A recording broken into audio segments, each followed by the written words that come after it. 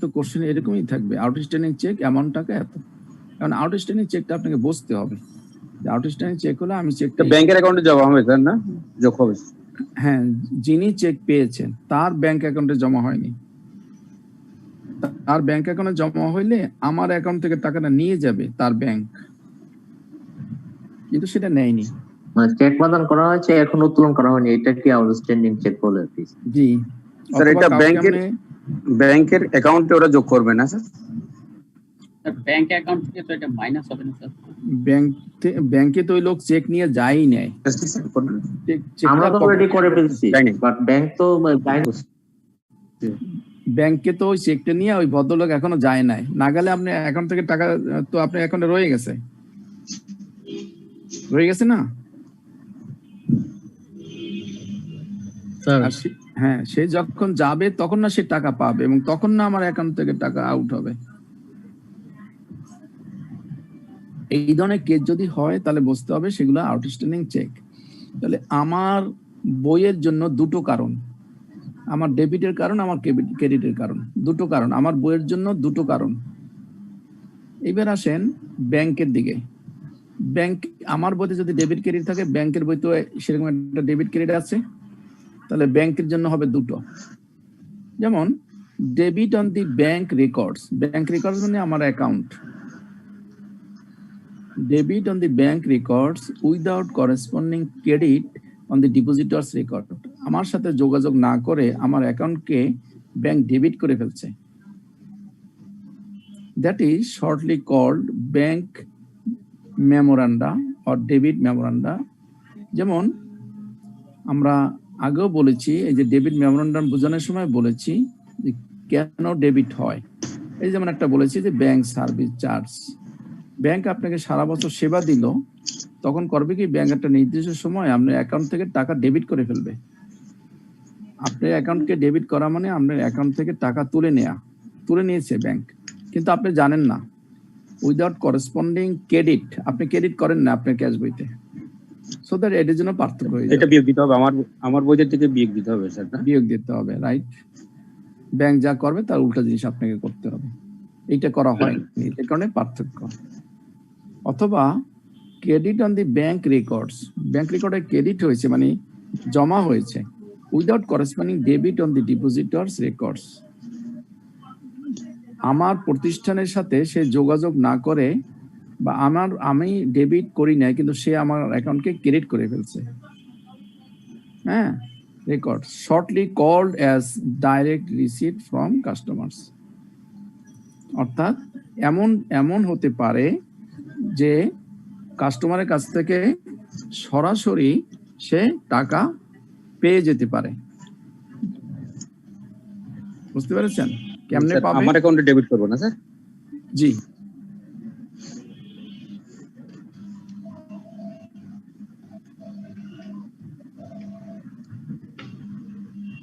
Sir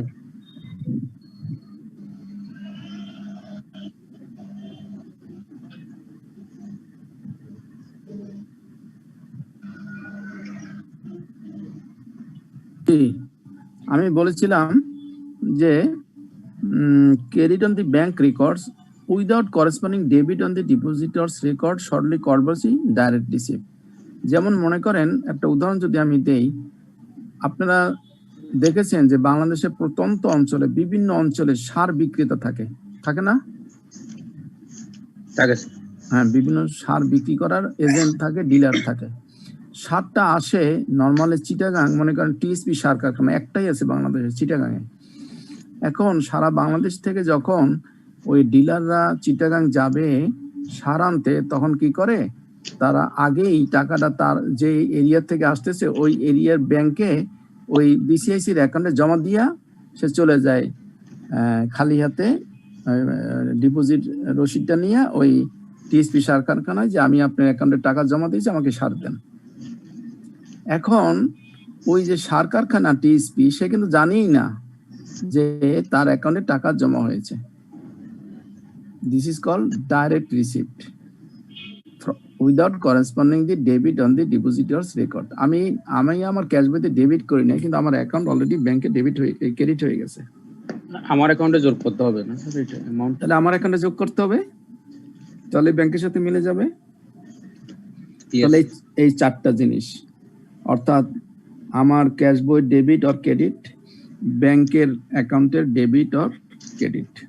আর একটা হলো error, ভুল by either party in recording transaction. Bank যদি রেকর্ডিং করতে ভুল করে তাহলে ব্যাংককে সংশোধন করতে হবে, আমি যদি কোনো জিনিস লিখতে ভুল করি আমাকে সংশোধন করতে হবে। 600 টাকার জায়গায় 60 টাকা যেরকম, রাইট, তাহলে আমাকে একটা শূন্য বাড়াই দিতে হবে হতে পারে। তো এই পাঁচটার কারণের বাইরে আর কোনো কারণ নাই।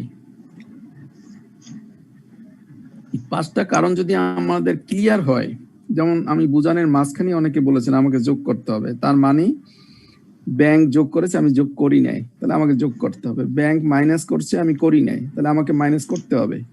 আবার আমার ক্যাশ বইতে আমি যোগ করছি, ব্যাংক যোগ করে নাই, তাহলে ব্যাংকে যোগ করতে হবে। আমার ক্যাশ বইতে আমি মাইনাস করেছি, ব্যাংক করে নাই, ব্যাংকে করতে হবে, তাহলেই দুইটা কারেক্টেড ফিগার আমি পেয়ে যাব। এরপরে যদি ব্যাংক কোনো ভুল করে থাকে, আমি যদি কোনো ভুল করে থাকি, তাহলে সেটা প্লাস বা মাইনাস করবো, আমার মিলে যাবে। এবার বলেন পাঁচটা কারণ সবার কাছে ক্লিয়ার হয়েছে কিনা? জি স্যার। স্যার কোন ক্ষেত্রে কে রাইট, লাইক ডিপোজিট ইন ট্রানজিটে মানে যে ডিপোজিটর সে রাইট নাকি ব্যাংক রাইট? আমি এখানে রাইটের দিকে যাব না, কে রাইট সেটা আমার দরকার নাই, আমার দরকার আমি কি করেছি, ব্যাংক কি করেছে। দুইটা মিল রাখতে হবে, সমান থাকতে হবে। আমি এখানে কি করেছি, ডিপোজিট ইন ট্রানজিট আমি কি করেছি, আমি যোগ করেছি, কিন্তু ব্যাংক যোগ করে না। তাহলে যদি কারেক্টেড ফিগার হয়, ব্যাংক এখন যোগ করে না, কিন্তু একটু পরে তো যোগ করবে, বা কালকে যোগ করবে, বা 2 দিন পরে হলেও যোগ করবে। সেজন্য আমি মিলানের জন্য ব্যাংকের সাথে আমার ব্যালেন্স মিলানের জন্য আমি ব্যাংক ব্যালেন্সের সাথে আমি এটা যোগ করতে হবে। এখন কারেক্ট, দুজনেই কারেক্ট। আমি যখন ডেবিট করছি আমিও কারেক্ট, ব্যাংক যোগ করে নাই সেও কারেক্ট, কারণ ওই টাকাটা সে এখনো পায়নি।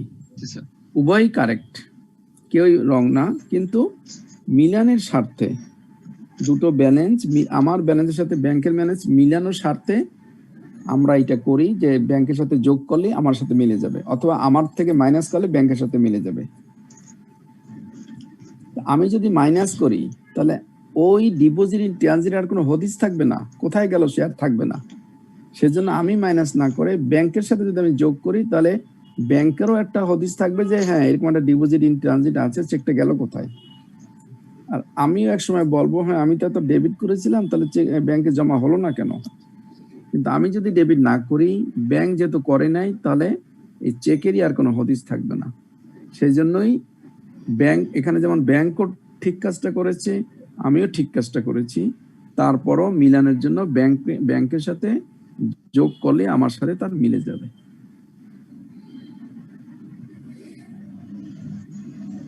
স্যার এখানে দুইটা পার্টি কারেক্ট, কিন্তু মিলানের স্বার্থে এখন যেহেতু স্ট্যান্ডার্ড ট্রানজাকশন সবসময় হয়, তো মিলানের স্বার্থে কি নরমাল প্র্যাকটিস কি যে কোম্পানি বা যারা চেক দেয় তাদেরকেই মিলাইতে হয় না?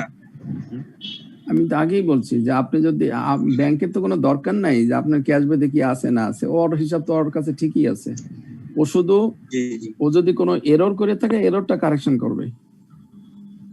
ও যদি আপনি 1000 টাকা জমা দিয়েছেন, ও 100 টাকা জমা করছে, ওইটা শুধু ওরটা ও কারেকশন করবে, কিন্তু এছাড়া বাকি তো সবই আপনার কাজ।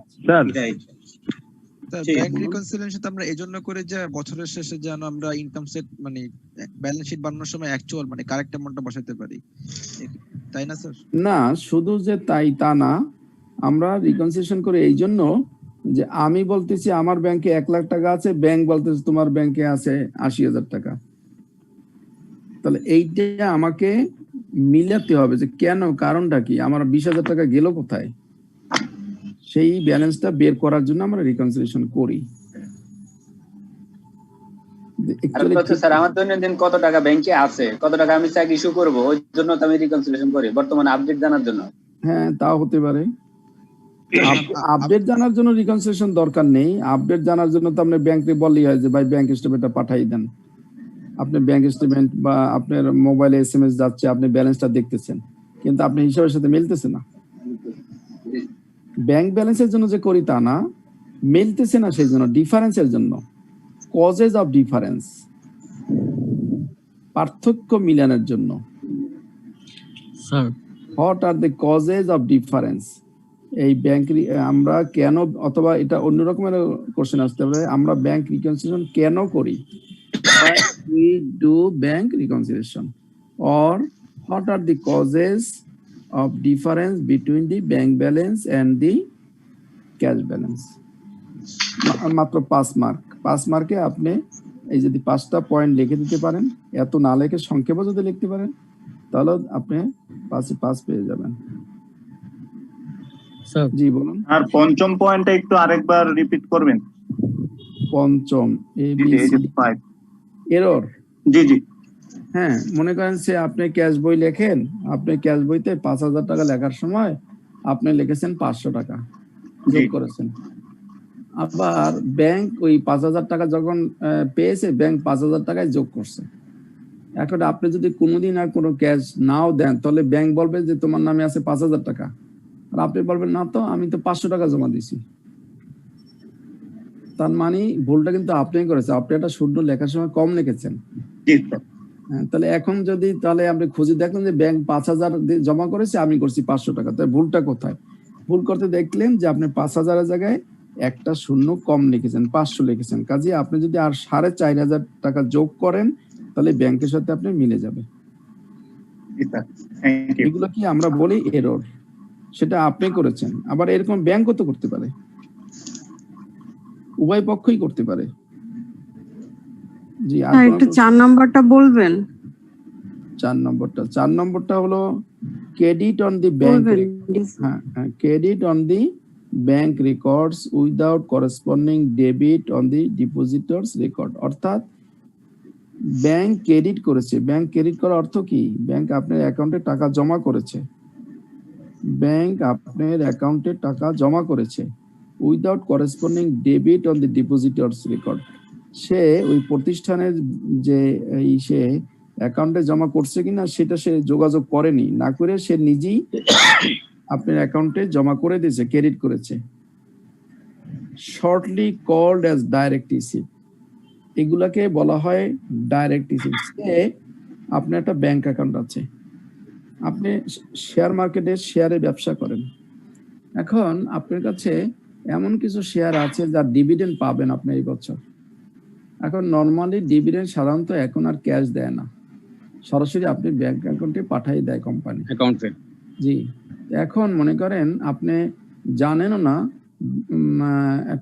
একটা কোম্পানি তার শেয়ার ছিল আপনার কাছে, সে আপনার অ্যাকাউন্টে 5,000 টাকা পাঠিয়ে দিল ডিভিডেন্ডের টাকা, কিন্তু আপনি জানেন না।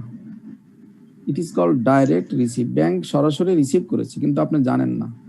পরে আপনার সাথে যখন পার্থক্য হলো, আপনি খোঁজ নিয়ে দেখলেন যে আপনি 5,000 টাকা ডিভিডেন্ড পেয়েছেন। অথবা ব্যাংক আপনাকে বছর শেষে একটা ইন্টারেস্ট দিয়েছে আপনার অ্যাকাউন্টের উপরে, কিন্তু আপনি জানেন না। আপনার অ্যাকাউন্টে হয়তো ব্যাংক 2,000 টাকা ইন্টারেস্ট দিয়েছে, কিন্তু ব্যাংকের সাথে আপনার 2,000 টাকা ব্যালেন্স ডিফারেন্স আছে। খুঁজে দেখলেন যে 2,000 টাকা ব্যাংক আপনাকে ইন্টারেস্ট দিয়েছে, কিন্তু আপনি জানেন না বিধে আপনি আপনার বইতে যোগ করতে পারেন। আমার অ্যাকাউন্টে এটা যোগ করব ইন্টারেস্ট হিসেবে। এখন যেহেতু জানছেন, এখন যোগ করলেই মিলে যাবে। বুঝেছেন 4 নম্বর? জি স্যার, বুঝতে পারছি। Thank you sir. একটু কোশ্চেন ছিল স্যার। 1 নাম্বারটাতে ওই যে ডিপোজিট ইন ট্রানজিট, জি, এইখানে তো স্যার ধরেন আমি যখন আমার বইয়ে তো আমি ফার্স্টে জমা করে ফেলছি, জি, কিন্তু ব্যাংক করে নাই। এখন আমি যদি স্যার আমার ওই ডাবল ব্যালেন্স মেথড যেটা বললেন, ওইখানে আমার অ্যাকাউন্টটাই আমি মিলাইতে চাই, তাহলে তো স্যার আমার আর কিছু করার দরকার নেই এখানে। আমি তো বললামই যে আপনার করার কিছু নাই, কিন্তু আপনার সাথে তো ব্যাংক মেলবে না। তাহলে স্যার মিলানোর করার কিছু নাই, আপনি তো ঠিক কাজই করছেন, আবার ব্যাংকও তো ঠিক কাজই করছে। সে জমা করে না, সেও ঠিক আছে, দুইজনই ঠিক আছে। তাহলে আমরা মিলাইতে হবে না। পার্থক্যর কারণ আপনি খুঁজবেন না, নাকি না? আপনার সাথে এটা স্যার ব্যাংকে যোগ করতে হবে আর কি স্যার, ব্যাংকে।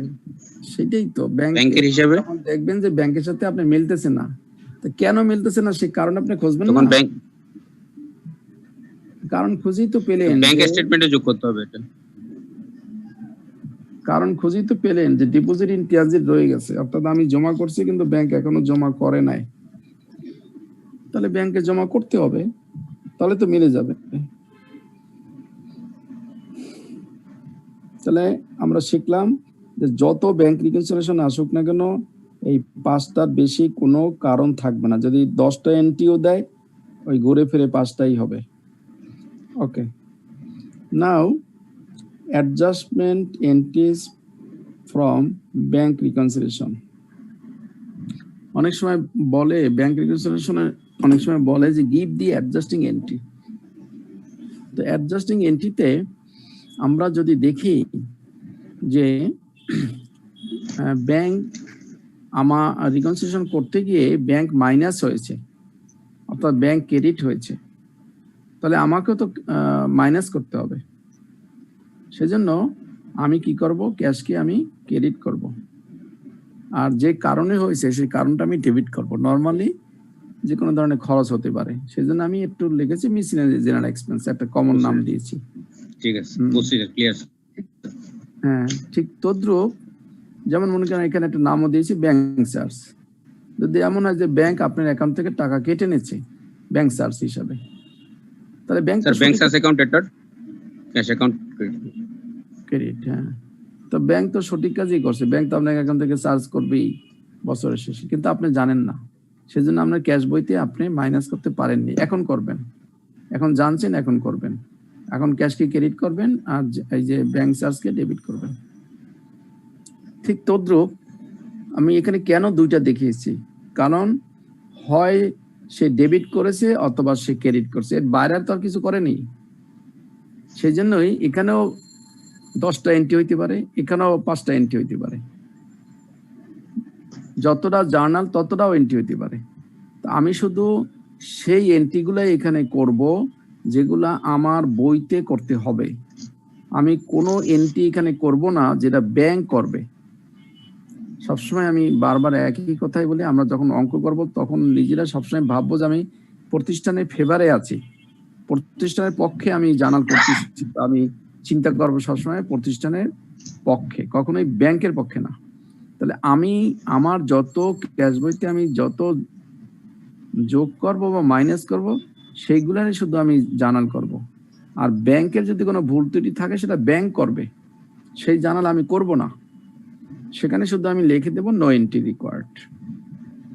তো এখন একটু আগে যেমন বললাম যে ব্যাংক চার্জ বা ব্যাংক আমার কাছ থেকে কেটে নিচ্ছে, ঠিক তদ্রুপ ব্যাংক আমার অ্যাকাউন্টে তো টাকা দিতেও পারে। যেমন ইন্টারেস্ট, ব্যাংক ইন্টারেস্ট দিয়েছে, তাহলে আমার ক্যাশ বেড়ে গেছে, ক্যাশ ডেবিট হবে, ইন্টারেস্ট ইনকাম হবে ক্রেডিট। হ্যাঁ, সেই রকমের আমার শুধুমাত্র একটা কথাই খেয়াল রাখবো যে এখানে অ্যাডজাস্টমেন্ট এন্ট্রি হবে কোনগুলো, যেগুলো কোম্পানির জন্য প্রযোজ্য। ব্যাংকের জন্য যেটা প্রযোজ্য সেটা লিখে দেবো নো এন্ট্রি।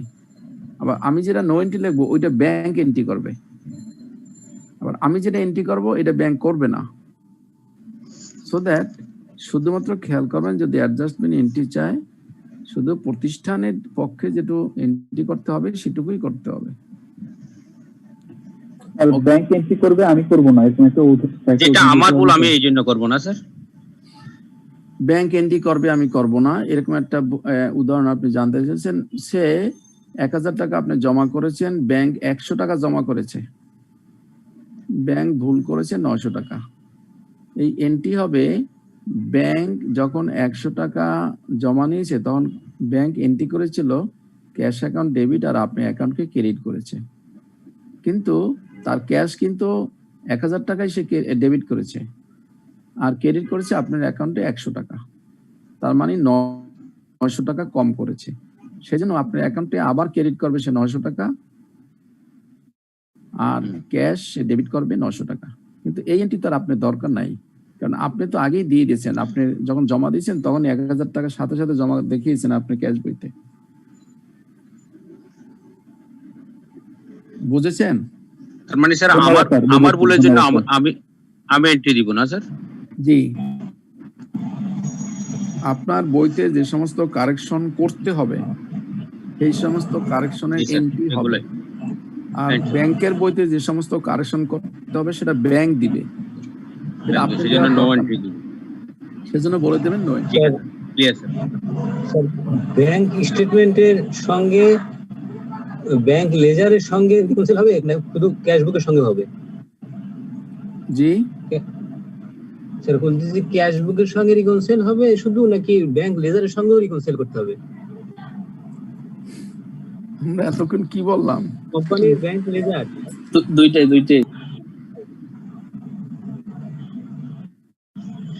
এতক্ষণ এই যে 5টা বললাম, এই যে এখানে কি লিখছি এখানে পড়েন তো। 5 নম্বরটা স্যার? না না, এখানে কি লিখছি, হেডিংটা কি বুঝাইলাম এতক্ষণ? এই যে 5টা পয়েন্টের উপরে হেডিংটা কি? কজ কি? Cost of difference. কিসের ডিফারেন্স? ডিফারেন্সটা কিসের? ব্যাংকের সঙ্গে কোম্পানির অ্যাকাউন্ট, ব্যাংক অ্যাকাউন্টের গরমিলের কারণ কি কারণ হতে পারে সেগুলো আছে তো। সেইগুলো তাহলে অবশ্যই তো ব্যাংক স্টেটমেন্ট যেটা আছে সেটার সাথে তো আমি তুলনা করব। ক্যাশ বুকের সঙ্গে না লেজারের সঙ্গে? আমার প্রশ্ন ছিল স্যার, ক্যাশ বুকের সঙ্গে করব না ব্যাংক লেজারের সঙ্গে করব? ব্যাংক লেজার কার, আপনার না ব্যাংকের? ব্যাংক লেজারটা কার, আপনার না ব্যাংকের? কোম্পানি স্যার, কোম্পানির। কোম্পানি তো আগেই বলছি যে কোম্পানি তো ক্যাশ বই ফলো করবে বা ব্যাংক বুক ফলো করবে, লেজার তো না। ক্যাশ আর ব্যাংক যেটা আপনি যে লেজারটা আপনি রাখবেন সেটা নাম দেবেন ক্যাশ লেজার আর ব্যাংক লেজার, যে কোনো একটা নাম দেবেন। এটার সাথে তুলনা করবেন আপনি ব্যাংকে কত টাকা আছে।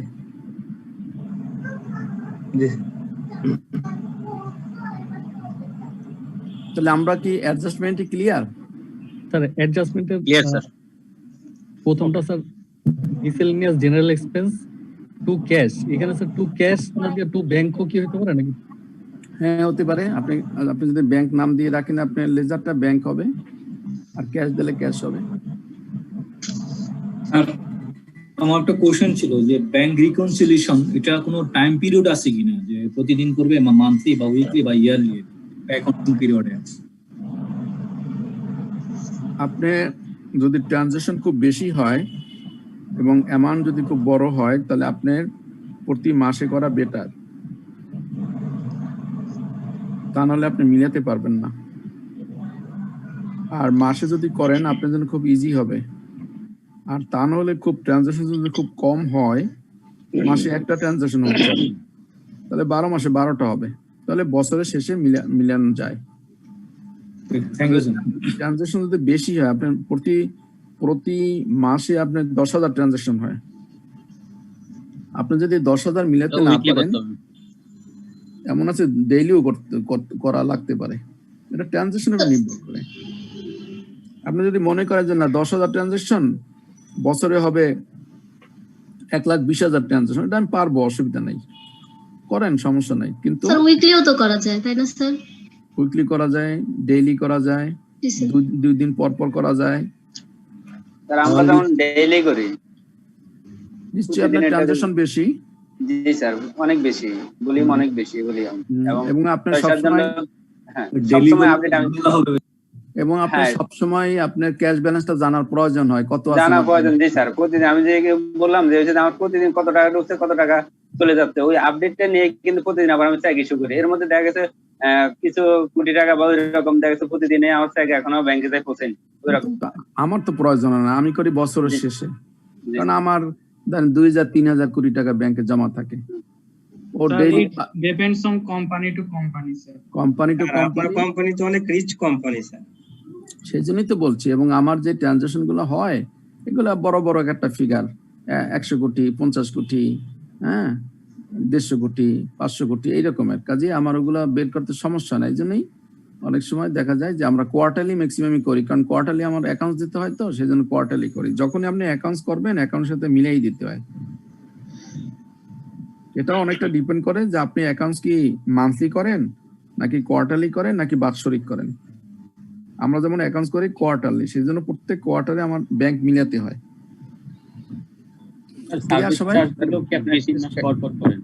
জি, বিশেষ ক্যাটাগরির উপর নির্ভর করে। রাইট, হ্যাঁ, ওকে। আমরা গত ক্লাসে ইমপ্রেস ফান্ড বুঝেইছিলাম, খেয়াল আছে? স্যার কাইন্ডলি আবার বলবেন ইমপ্রেস ফান্ডটা একটু। তাহলে কি গত ক্লাসে বুঝেন নাই? ও আচ্ছা আচ্ছা ঠিক আছে। ফান্ড। ও আচ্ছা সরি এখন আমরা আজকের কটা জার্নাল করব, তাহলে বোঝা যাবে আপনি গত ক্লাসটা বুঝেছেন কিনা।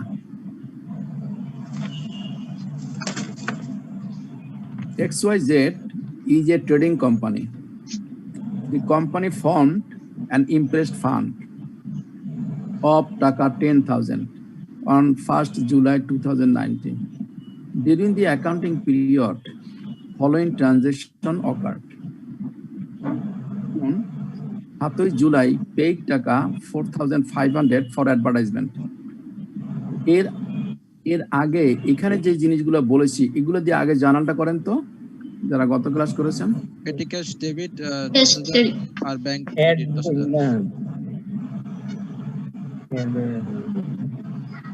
জি, কত তারিখে? 1 তারিখে। 1 তারিখ স্যার। 1 তারিখ কি হবে জার্নালটা? পেটি ক্যাশ ডেবিট, ব্যাংক ক্রেডিট 10,000। ওকে, সবাই কি বুঝেছেন? আমরা দেখি যা বলেছি তা হয়েছে কিনা। 1 তারিখ ইমপ্রেসড ফান্ড অ্যাকাউন্ট ডেবিট আর 2 ব্যাংক অ্যাকাউন্ট ক্রেডিট। যাদেরটা মিলে গেছে মনে করবেন তারা ক্লাসটা বুঝেছেন। ওকে, নাম্বার 7 জুলাই পেইড টাকা 4,500 ফর অ্যাডভার্টাইজমেন্ট। জার্নালটা কি হবে? Advertisement account debit sir. না স্যার, নো এন্ট্রি হবে স্যার। নো এন্ট্রি হবে না স্যার। কোনো এন্ট্রি হবে না। নো এন্ট্রি হবে। ওকে, আমরা বিতর্কে যাব না। একটা গ্রুপ বলছেন অ্যাডভার্টাইজমেন্ট ডেবিট আর একটা গ্রুপ বলছেন নো এন্ট্রি। আমরা দেখি কি আছে। 2 নম্বরে দেখেন 7 তারিখ। No entry. তার মানে যারা বলেছেন অ্যাডভার্টাইজমেন্ট ডেবিট তারা গত ক্লাসটা বোঝেননি। না স্যার, পরে যে ওটা আছে আমরা খেয়াল করিনি স্যার। ওটা স্যার পরে যে এই যে ইয়াটা ওই যে রিঅ্যারেঞ্জমেন্ট ওটা পরে ইয়াটা আছে দেখিনি স্যার। ওকে, 10 জুলাই কি হয়েছে? পেইড টাকা 2,000 ফর ইলেকট্রিসিটি বিল। জার্নালটা কি? এটাও নো এন্ট্রি হবে। জার্নাল হবে না স্যার। জার্নাল হবে না। Okay, good. No entry required. 10 তারিখ। ক্লিয়ার? সবাই বুঝতেছেন নাকি? জি স্যার। ইমপ্রেসড ফান্ড এই একটাই শুধু জার্নাল করব, আর কিন্তু করব না। এরপরে ব্যাংক ডিভিশন চলে যাব। যদি আসে এটুকুর মধ্যেই পারবেন, না আর যদি না পারেন তাহলে এরকম রিপ্লেসমেন্টের আগে যেগুলো এন্ট্রি থাকবে সবগুলো নো এন্ট্রি হবে। এটা বলা মুশকিল। এটা বলা মুশকিল। দেখতে হবে সেটা কি ধরনের এন্ট্রি। ওকে, 15 জুলাই রিপ্লেসমেন্ট দি ফান্ড কি জার্নাল হবে? এটা advertisement expense debit, electricity bill expense debit, bank credit. Amount বলেন। অ্যামাউন্ট হবে 4,500 আর 2,000 আর হবে 6,500 টোটাল ক্রেডিটে।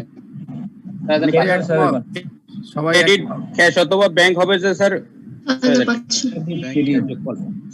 সবাই একমত? জি স্যার। ওকে, দেখেন ঠিক আছে কিনা। 15 জুলাই ঠিক আছে। ব্যাংক অ্যাকাউন্ট ঠিক আছে স্যার। এটা ক্যাশ হতে পারে না স্যার? ব্যাংক হতে পারে, ক্যাশ হতে পারে। বুঝেছেন সবাই? তার মানে যাদের মিলেছে তারা গত ক্লাসটা ক্লিয়ার। শুধু ক্লাস শুনলে মনে হয় যে এখন সব পারি, কিন্তু প্র্যাকটিক্যাল করতে গেলে যদি আমার মিলে যায় তখন বুঝতে হবে যে অ্যাকচুয়ালি আমি পারি। ঠিক আছে। Okay, 21 July management take decision to increase the impressed fund to taka 15,000. তার এটা হবে পেটি ক্যাশ 5000 ডেবিট আর ব্যাংক হবে ক্রেডিট 5000, তারপর ইনভেস্টমেন্ট ফান্ড হবে ডেবিট আর ব্যাংক হবে ক্রেডিট 5000। জি সবাই দেখুন, চিন্তা করুন। সহমত সহমত। স্যার প্রশ্নটা একটু প্রশ্ন উপরে নেব, এই দেখেন ইনক্রিজ ফান্ড ডেবিট হবে 5000। প্রশ্নটা কি ওই আগে 10,000 এর সাথে 15,000 যোগ হবে কিনা এটা কি বোঝাচ্ছে কিনা, নাকি টোটালটাই 15 করবে, 10 এর জায়গায় 15 করবে? সব বলা আছে এখানে। বলছে ভাই বললে এখানে বলা আছে 10,000 টাকাতে বৃদ্ধি করে লিমিট 15,000 টাকাতে। সব এখানে বলা আছে, লাইন টুকের মধ্যে সব বলা আছে। Interest account data to bank account টাকা বলেন যেটা অ্যামাউন্ট যেটা বলছে স্যার এটা 8,000 9,000 15,000 টাকা 5,000 না স্যার 9,000 5,000। হ্যাঁ 5,000 টাকা এসেছে স্যার। 10,000 টাকার সাথে 5,000 টাকা যোগ আছে। ওকে, তাহলে আমরা দেখি এখানে বিল অ্যামাউন্ট যেটা যোগ হবে, বিল অ্যামাউন্টটা যোগ হবে। হ্যাঁ তাহলে দেখি আমরা 21 তারিখ দেখেন এই যে কি করেছি।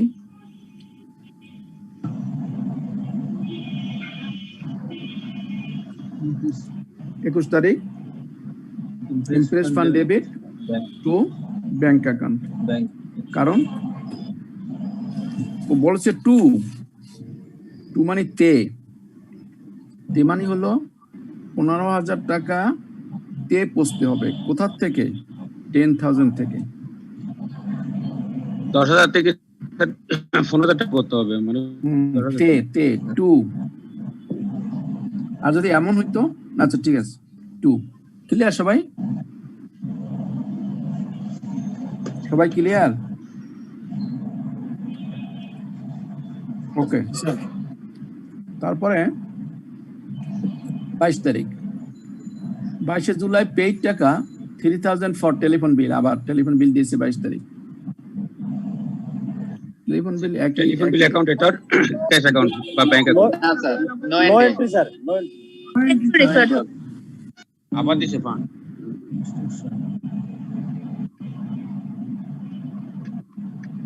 সাপ্লাই এক্সপেন্স করে দিলাম। সাপ্লাই এক্সপেন্সেস এর জন্য খরচ করেছে।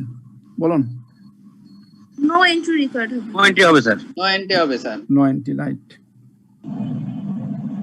যেহেতু আবার ফান্ড অ্যারেঞ্জমেন্ট করার লাগবে। দেন 28 তারিখ July imprest fund reduce by টাকা 2,000। 2,000 টাকা কমেছে তাই না? Sir bank debit credit 2,000 2,000। Good. তাহলে দেখেন আমি বলেছিলাম গত অঙ্কে যে তিনটার জার্নাল বেশি, 3 টাইপের বেশি কোনো জার্নাল হবে না। একটাকে বলছি রিকগনিশন, তারপর বলছি রিকগনিশন ইনক্রিজ হতে পারে, ডিক্রিজ হতে পারে। এই যে এখানে ডিক্রিজ হয়েছে, এখানে ইনক্রিজ হয়েছে। এখানে টু দিয়ে হয়েছে, টু মানে তে, আর বাই মানে দ্বারা। তাহলে বাই দিয়া না টু দিয়া সেটা আমাকে খেয়াল করতে হবে। যদি টু হয় তাহলে 15,000 টাকা তে, তার মানে আগের তো আমার 10,000 আছেই, আরো 5,000 বাড়াতে হবে। আর যদি এমন হইতো বাই, তাহলে টোটালটাই 15,000 টাকাই আমার বেড়ে যাইতো। ঠিক এখানেও তাই, ইমপ্রেশন কমেছে বাই 2,000 টাকা দিয়ে, তার মানে এখানে সরাসরি 2,000। আর যদি বলতো টু, তাহলে কিন্তু আমার এই 13,000 টাকা আসতো এখানে। এখানে যদি বলতো রিডিউস 2 টাকা 2,000, তাহলে আমার জানাটা হচ্ছে 13,000 টাকার, কারণ আমার ইমপ্রেশন তো 15,000, সেখান থেকে 2,000 টাকা কমিয়েছে, কাজে 13,000 টাকা হইতো এখানে, তাই না? জি স্যার। ও ফাইন। তাহলে মাত্র 3টা এন্ট্রি যদি আমরা মনে রাখি, তাহলে ইমপ্রেসড ফান্ডের যেখান থেকে যাই আসুক সব পারবো। স্যার একটা কোশ্চেন ছিল। কোনো বই ঘাটতেও হবে না, কোনো অঙ্ক করতেও হবে না। বলুন স্যার, যদি কোন এক্সপেন্সের পরে রিপ্লেনিশ না করার আগে যদি এরকম ডিসিশন হয় যে বাড়াবো, ধরেন মাঝখানে রিপ্লেনিশ ছিল না, আমি এখন 15,000 টাকা বাড়াবো, তাহলে কি স্যার ওই রিপ্লেনিশ করে তারপর বাড়াবো নাকি ডাইরেক্ট শুধু বাড়াবো? মানে যখন যেটা আসবে আমাকে তখন সেটা করতে হবে। এখন সেটা খরচ আসবে না রিপ্লেস আসবে সেটা তো আপনিও জানেন না, আমিও জানি না। আমাকে কোশ্চেনে যেভাবে সাজিয়ে দিবে আমি সেভাবে জার্নাল করব। আমি তো জানি যে আমার 3টার বেশি জার্নাল নাই। আচ্ছা, হয় ইন্টারেস্ট ফান্ড কমাবে বা বাড়াবে বা গঠন করবে, আর তা নাহলে পেমেন্ট করবে, তা নাহলে রিপ্লেসমেন্ট করবে। এই তো। এখন কোনোটা আগে হইতে পারে, কোনোটা পরে হইতে পারে, কোনোটা একই সময় হইতে পারে। যখন যা যেভাবে দেবে আমি সেইভাবেই করব।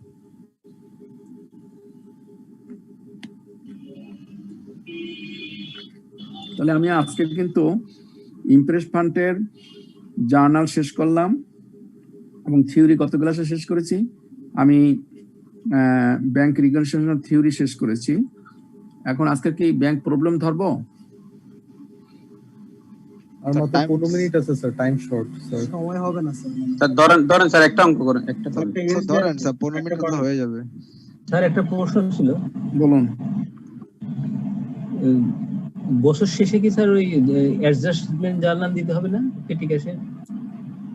পেটি ক্যাশের জি এই যে দিলাম এতক্ষণ, এই যে প্রথম যে জার্নালটা দিলাম এর বছর শেষে পেটি ক্যাশ বছর শেষে হতে পারে, বছরে প্রথমে হতে পারে, মাঝখানে হতে পারে, যখন আসবে তখনই দিতে। এই তো বিভিন্ন সময় আছে তো। এমন তো হইতে পারে যে এটা সবই জুলাই মাসে, তাই না? এমনও তো হইতে পারে মানে প্রত্যেকটা এন্ট্রি পরেই তো আমি, প্রত্যেকটা ট্রানজাকশনের পরেই তো আমি জানাল দিচ্ছি। এখানে কোনো বছর শেষ এর কোনো প্রশ্ন নাই। এই জার্নালটা এমনও হতে পারে প্রতিদিনও হতে পারে, এমনও হতে পারে প্রতি সপ্তাহে হতে পারে, প্রতি মাসেও হতে পারে। যখনই আপনার টাকা শেষ হয়ে যাবে তখনই জার্নাল হবে। স্যার পেটি ক্যাশে যদি কখনো শর্টেজ হয় বা ওভার থাকে অল্প কিছু অ্যামাউন্ট, সেটা কি হবে স্যার? হতে পারবে না। যদি হয় সেইটা ক্যাশিয়ারকে পেমেন্ট করতে হবে, অথবা কোম্পানির লস হবে, গেইন তো আর হবেই না। পেটি ক্যাশ তো আর বাড়বে না। পেটি ক্যাশ তো আর বাড়বে না। বাড়বে, কমতে পারে। আপনি হয়তো চুরি হয়ে যেতে পারে 500 টাকা, সেক্ষেত্রে লস হিসেবে ট্রিটমেন্ট হবে। অথবা যদি ক্যাশিয়ার চুরি করে, ক্যাশিয়ার তার বেতন থেকে দিয়ে দেবে।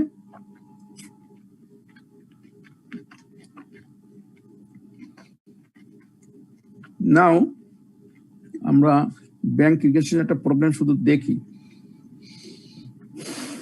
Problem 1, the cash account, 1 minute.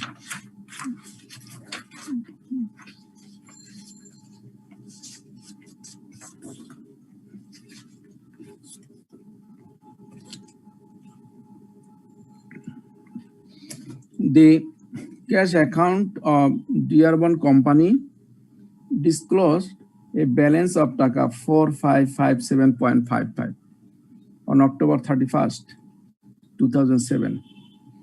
The bank statement as of October 31st showed a balance of taka 4292.16. Upon comparing the statement with the cash records, the following facts were developed. বুঝতে পারছেন সবাই?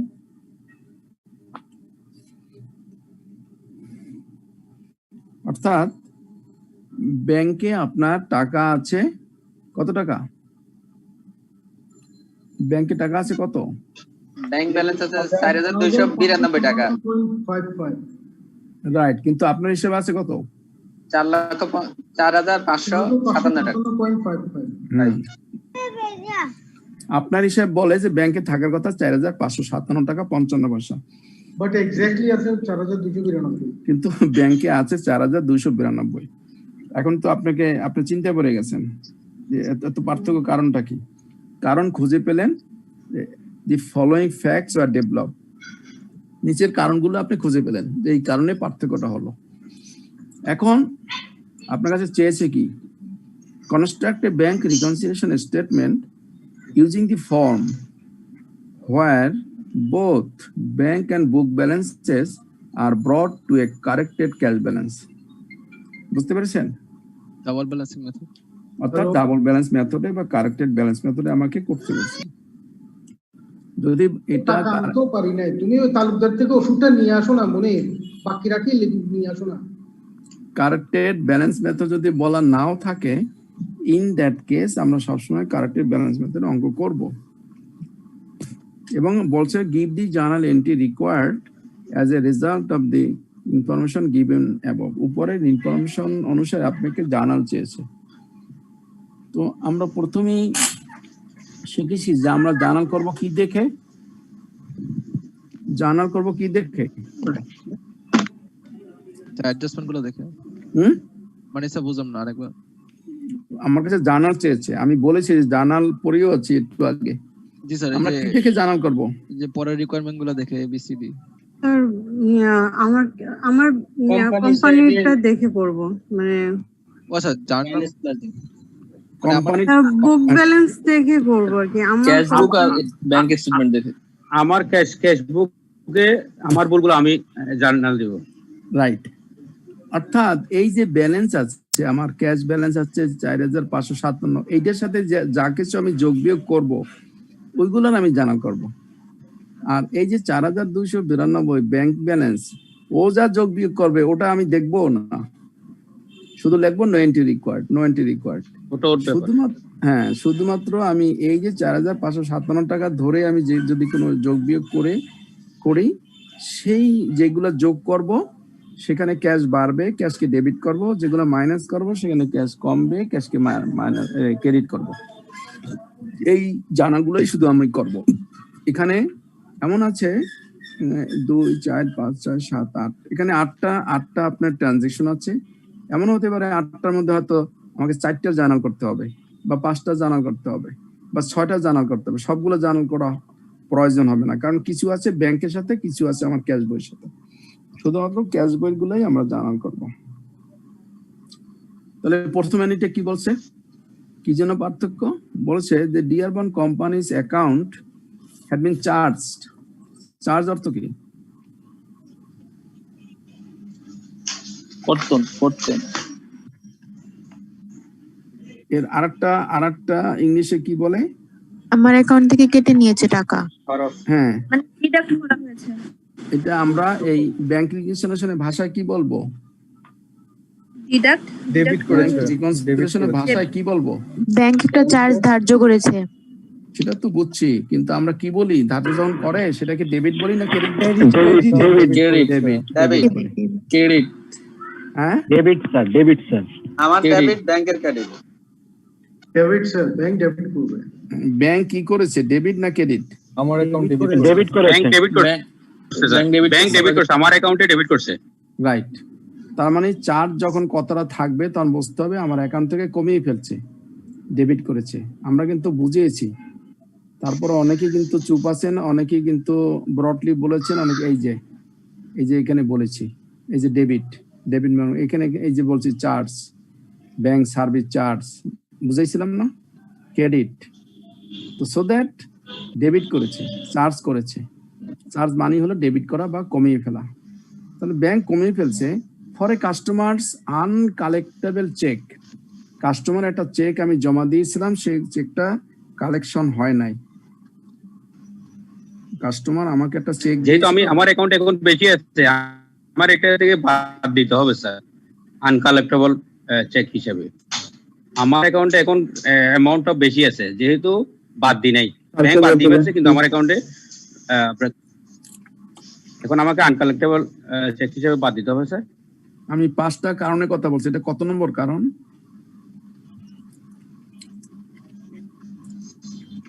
আমি বলছি যে 5টা কারণের বেশি নাই। তাহলে আমাকে তো প্রমাণ করতে হবে 5টার বেশি আসলেও নাই। এটা কত নম্বর কারণ? এটা সি নাম্বার। সেটা 3 নাম্বার কারণটা। রাইট। অর্থাৎ ব্যাংকের কারবার সারবার, আমার না। তাহলে ব্যাংকের প্রথমেই তো ডেবিট, তার মানে 3 নম্বর, মানে সি আনকালেক্টেবল চেক। এমন any charge the memorandum, any charge the memorandum. Amount two টাকা 623 অন অক্টোবর। তাহলে কি করতে হবে আমাকে যদি মিলাতে হয় ব্যাংকের সাথে? আমার থেকে বাদ দিতে হবে স্যার, আমার থেকে ডেবিট করতে হবে স্যার। রাইট, কারণ ব্যাংক যেহেতু আমার অ্যাকাউন্ট থেকে আমার ব্যালেন্স থেকে কমিয়ে ফেলছে, ব্যাংক সঠিক কাজটাই করেছে, ব্যাংক কোনো ভুল করে নাই। তাহলে আমি যখন চেকটা ব্যাংকে জমা দিয়েছিলাম তখন তো আমি ডেবিট করেছিলাম আমার অ্যাকাউন্টকে, কাজে অ্যাকাউন্ট তাহলে আমাকে আবার কমিয়ে ফেলতে হবে, না কমালে আমার ব্যালেন্সটা ব্যাংকের সাথে মিলবে না, বেশি রেখে যাবে। হ্যাঁ, সেজন্য আমি লেস করব।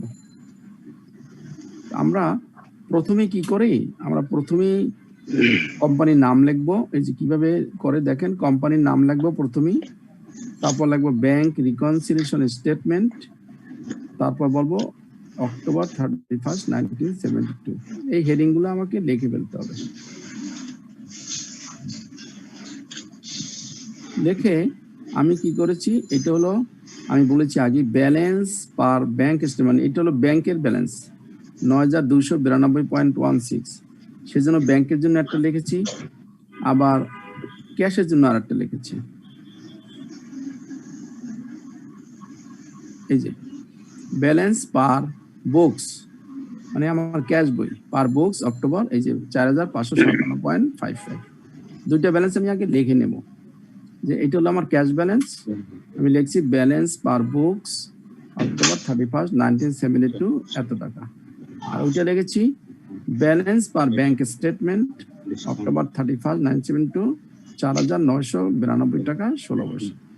আগে ব্যালেন্স দুটা লিখে নিলাম, তারপরে কি করব সেটা উপরে লিখে নিলাম। এরপরে প্রথম এন্ট্রিটা আমরা বলেছি যে আমার অ্যাকাউন্ট থেকে মাইনাস করতে হবে, এই যে ডিডাক্ট করলাম, এখানে কি লিখলাম, এ দিলাম।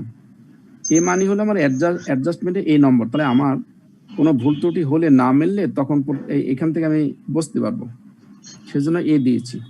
Customer cheque found to be uncollectable, কাস্টমারের চেকটা আনকালেক্টেবল ছিল সেই জন্য লেস করলাম। বুঝছেন সবাই?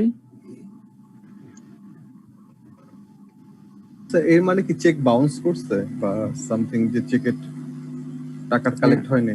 কালেক্ট হয়নি, 10টা কারণে কালেক্ট না হইতে পারে। কি কারণ? কারণ আমাকে বলে নাই, শুধু বলছে টাকা কালেকশন হয়নি। ক্লিয়ার সবাই?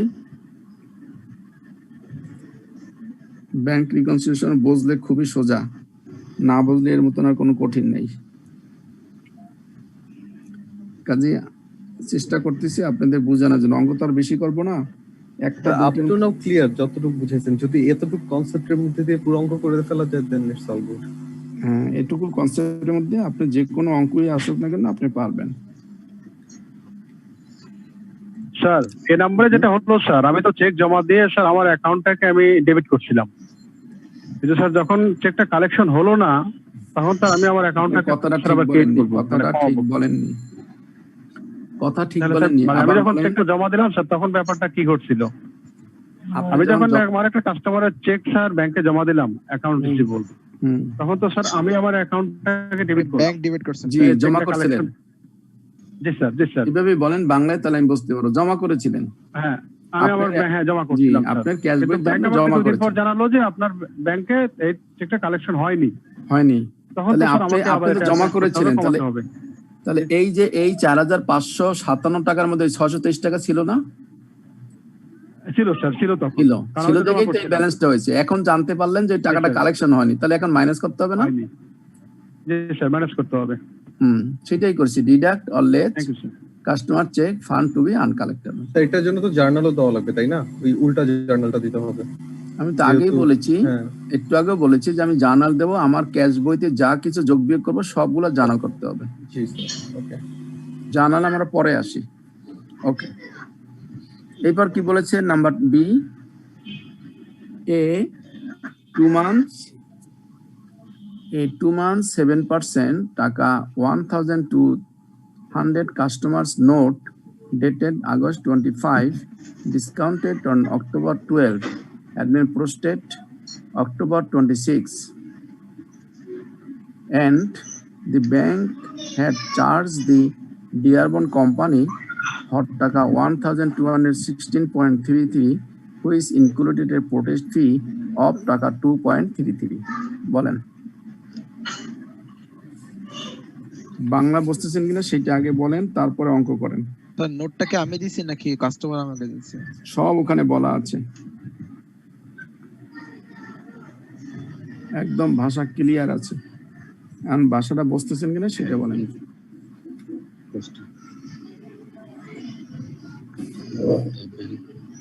স্যার জি,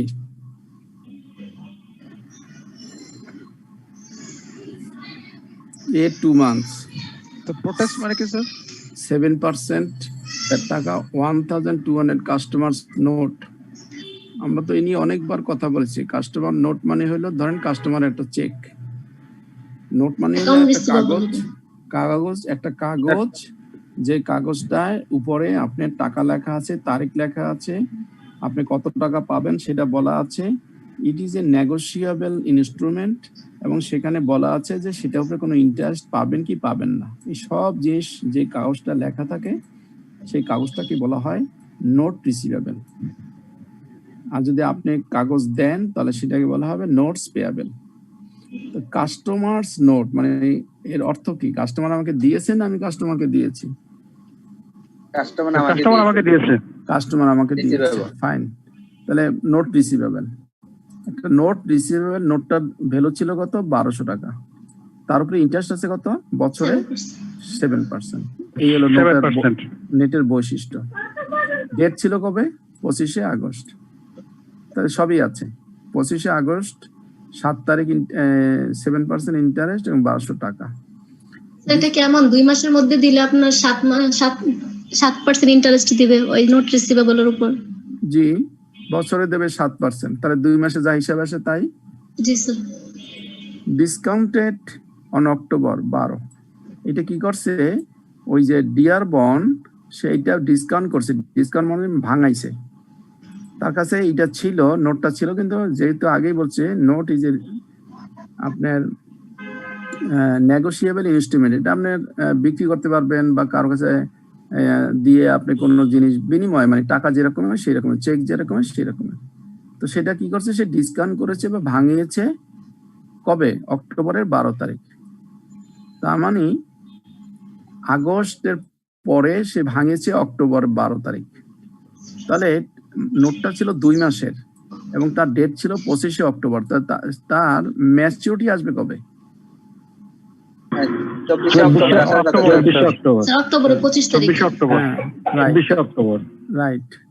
26শে অক্টোবর বা 25শে অক্টোবর হলো তার ম্যাচুরিটি ডেট।